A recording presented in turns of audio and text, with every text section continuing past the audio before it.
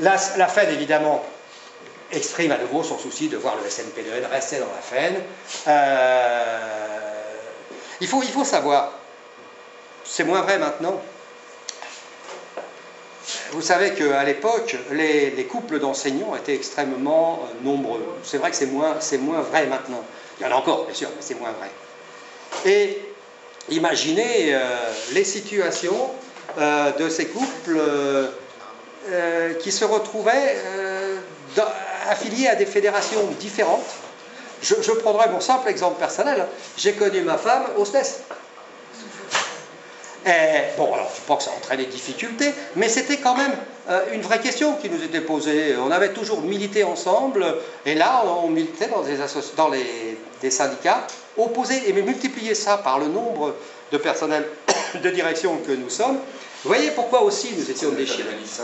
Comment ? Vous allez faire des manifs simples. Oui, bien sûr.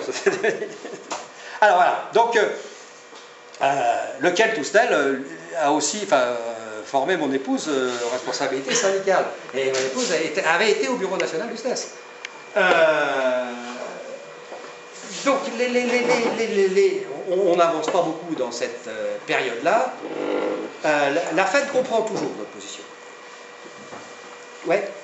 Alors, vous voyez que le terme a changé. 96-99 vers la double affiliation. Alors, je suis obligé un petit peu de parler de moi là.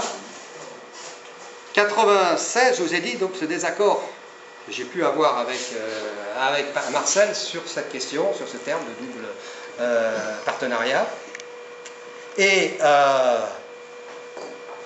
Marcel devait quitter la direction nationale du SNP2N parce qu'il était atteint par une limite d'âge, il partait à la retraite un an plus tard. Donc il ne pouvait pas terminer son mandat, ça fait partie des habitudes du syndicalisme enseignant. Et donc il fallait désigner à l'intérieur du bureau national qui allait prendre la suite. Je n'étais pas au départ candidat du tout. Et on était arrivé à un point de désaccord sur ce plan-là tel que il fallait y aller, que le bureau national de l'époque décide qui allait porter le bureau national suivant. Et donc, j'ai exprimé ma candidature. Et sur la notion de double appartenance. Hein. Du moins, la recherche de la double appartenance. On va voir comment ça va se dérouler, mais la recherche de double appartenance, qui était très différent sur le fond. C'est moi que le bureau national désignera. Donc, le congrès de Saint-Malo, je vais devenir secrétaire général du syndicat. Il faut bien voir, je le disais un petit peu en introduction, mais là je développe un peu. Le SNP2N devait créer sa doctrine en termes de pédagogique, en termes de statut, etc., sur toutes les questions. Parce que finalement, quand il s'était créé, on avait recoller deux types de positions entre le SNP2LP et le SNP2N, mais à charge après pour le SNP2N développé. Pendant les 2 premières années, on n'a pas pu. Hein. Vous voyez par quoi on était pris. Hein. On ne parlait que de ça. C'est comme pour l'affaire Dreyfus. Hein. On décide de ne pas en parler aujourd'hui, et puis on voit après les gars, parce qu'on en a parlé. On parlait que de la double affiliation, enfin les problèmes FED-FSU. C'est le terme qu'on employait, les problèmes, ou la question fédérale. La question fédérale, c'est le terme qu'on employait. Et donc on avait le syndicat à construire. Donc c'est cette période-là qui, je veux dire, ça c'est, je ne dis pas que c'est moi qui l'ai reconstruit, mais n'importe quel secrétaire général qui s'est arrivé, il se trouvait dans cette situation de devoir faire ce travail de construction de la doctrine syndicale. Et donc à partir de 96, on va se donner une foule d'objectifs. Ce sera régler la question fédérale, premier objectif. Deuxièmement, élaborer une doctrine pédagogique. On aura, dans les 2 ans qui suivent, les états généraux du lycée et d'une part des collèges, d'autre part, et dans les 2 ans, on aura élaboré notre doctrine pédagogique, qui est toujours le fondement de celle que le SNP2N possède aujourd'hui. Et puis, une anecdote sur le statut. 96, Bayrou. 97, victoire de Jospin, enfin de la gauche législative, Allègre ministre. À un moment donné, une des premières rencontres avec Allègre, Allègre m'a dit, bon, vous voulez négocier, on va négocier, qu'est-ce que vous voulez? Et je n'avais rien à lui dire.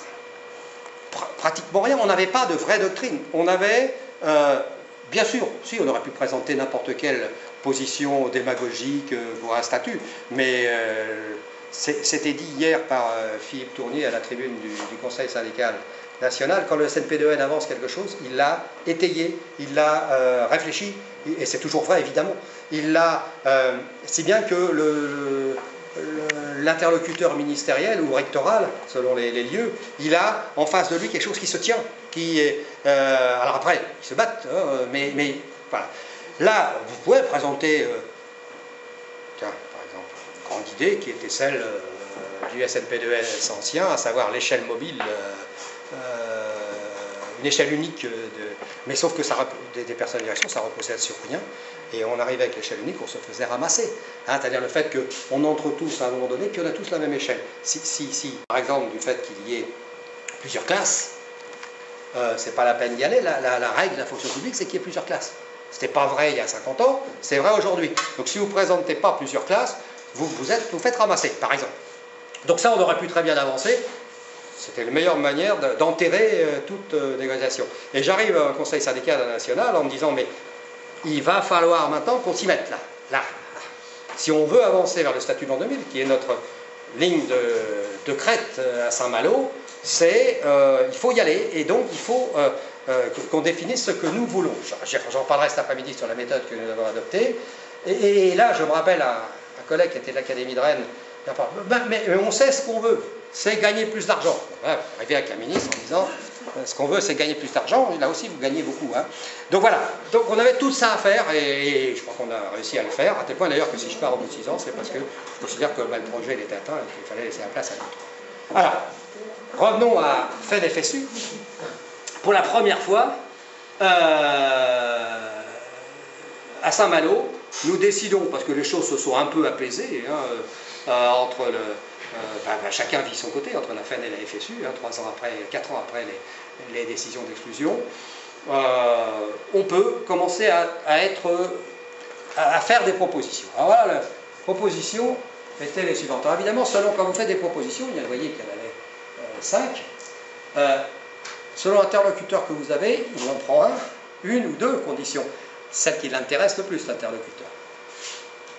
On part disant le statu quo, c'est-à-dire le fait que nous ayons cette double fédération, enfin ces deux fédérations en face de nous, dont une nous fait les yeux de Chimène et dont l'autre nous fait celle d'Arpagon, impossible de continuer. Première idée, enfin deuxième idée importante, ça qui n'était pas nouvelle, nous voulons rester unis dans le SNP2N. C'était la base même de notre action depuis 4 ans. La troisième était, nous voulons rester fédérés. Ah ouais. C'était le rejet de tout double partenariat. Je rajoutais oralement qu'on veut tellement rester fédérés qu'on veut l'être 2 fois. Hein, pourquoi rester fédérés en dehors de la nécessité absolue qu'il y a pour un syndicat d'être en contact avec les autres syndicats qui correspondent, notamment pour une fédération, ceux de l'enseignement, mais pensons aussi à la confédération, donc pour nous à l'Union, ça. Mais c'est la première raison. La deuxième raison, c'est qu'un certain nombre de questions ne se résolvent qu'au plan fédéral. Le SNP2N ne sera pas et n'a jamais été et ne sera jamais, sauf événement exceptionnel, reçu par exemple par le Premier ministre. Le Premier ministre ne voit que les responsables fédéraux, s'il a à les voir. Or, on a un seul exemple, je le redévelopperai cet après-midi. Dans notre statut, nous avions un blocage, c'est-à-dire que ce qu'on appelait, il existait le butoir du 962, à savoir le fait que lorsque nous partions à la retraite, nous redescendions, même si on était ce qu'on appellerait hors classe aujourd'hui, donc avec les indices, l'indice maximal des agrégés hors classe, plus les indices liés à l'établissement, donc plus les 150 points, enfin 130, 150, enfin tous les points liées à l'établissement. Lorsque nous partions à la retraite, nous repartions à 962, c'est-à-dire avec l'indice du grade simplement.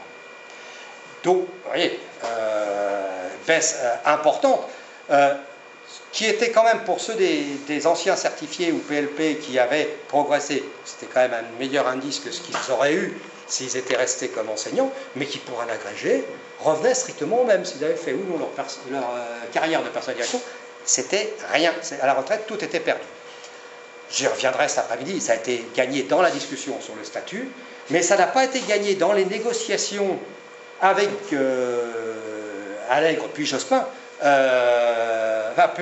Lang, qui signerait le protocole, mais dans une discussion parallèle, évidemment le ministère de l'Éducation nationale était concerné, hein, mais avec la direction de la fonction publique et avec le cabinet de Jospin, non, si c'était Jospin, c'était Jospin. Donc avec le cabinet de Jospin, et là, j'y suis allé pour négocier avec Jean-Paul Roux. Plus exactement, Jean-Paul Roux est venu avec moi. Enfin, pardon, Jean-Paul Roux m'a pris avec lui.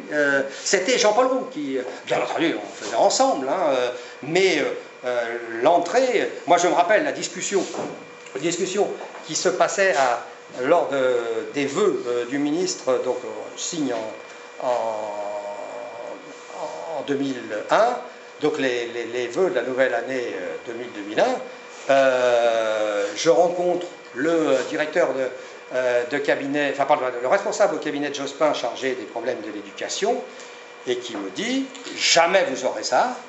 D'ailleurs, vous n'aurez jamais non plus le fait de tous terminer à la hors-classe, parce qu'il était mauvais clerc, quand même. Il est conseiller d'État maintenant. Bon, jamais vous aurez ça. » Et donc c'est le poids le plus politique du Premier ministre lui-même qui a joué son rôle. Et ça, si vous n'êtes pas fédéré, vous ne pouvez pas le faire. C'est impossible dans le fonctionnement surtout que c'est extrêmement technique, hein, et que, parce qu'à un certain moment, le conseil syndical, il faut porter ça publiquement, etc. Vous nous voyez venir discuter devant l'opinion publique sur notre indice 962, enfin c'est des débats inimaginables, hein. Bon, voilà. Donc la volonté de rester fédéré, toujours de position de principe, de pétition de principe, nous refusons d'entériner la scission de 92. Donc recherche de double affiliation, et si impossible, toutes les autres voies seront explorées, et on fixe à 97, qui sont les congrès. Alors, décembre 97, ce sera le congrès de la FSU. En fait, le congrès de la FEN se tiendra plus tard, il se tiendra en mai 98. Et à l'époque, il était prévu que ce soit fin 97. Je demande que ce soit fini, donc dans les 2 ans qui viennent. Alors, ça va, on oublie ça. Très bien. Dernier trimestre 96, silence radio. Personne ne parle de rien. Pourquoi? Il y a les élections professionnelles. Ne pas bouger, c'est le principe dans ce genre de situation. Alors, sauf au Conseil fédéral de septembre, mais ça va venir après, hein, le Conseil fédéral de la FED. Je mets un petit coup de pression quand même en disant, donc c'est en janvier, donc après les élections, en disant attention, si vous ne bougez pas, les fédérations, je mettrai le point 6 de la motion, c'est-à-dire que on va chercher explorer d'autres voies. Ouais.